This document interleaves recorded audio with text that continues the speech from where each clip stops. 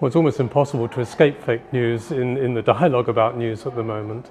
But I think it's important to remember also that we've always had fake news. I mean, think of the terms propaganda and think of what happened in World War I, World War II, in the Gulf Wars most recently, in the Falklands Wars.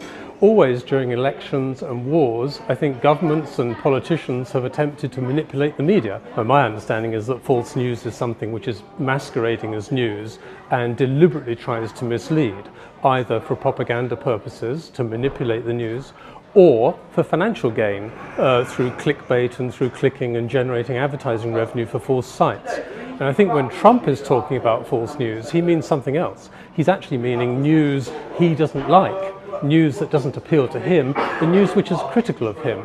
So I think in a sense he's actually using the term in the wrong way. The BBC had that story about the Trump dossier several months before it broke through BuzzFeed and CNN. And in a sense, they weren't able to stand the story up. So what they were doing, they were fact-checking, and they weren't able to stand the facts up. Once the story's out, then it really is out really quickly.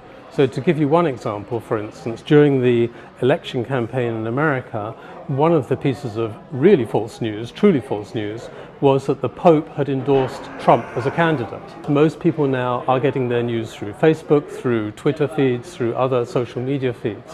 And of course, there's this multiplier effect of retweeting and what have you. And when the correction comes, say from the Vatican, which then denied that story, the number of people who see it is actually much, much smaller because it doesn't get retweeted, because the algorithms which drive Facebook and other social media sites don't pick up the correction always. And so you have a completely different dynamic. So the fake news has, if you like, greater credibility in the market than the actual correction.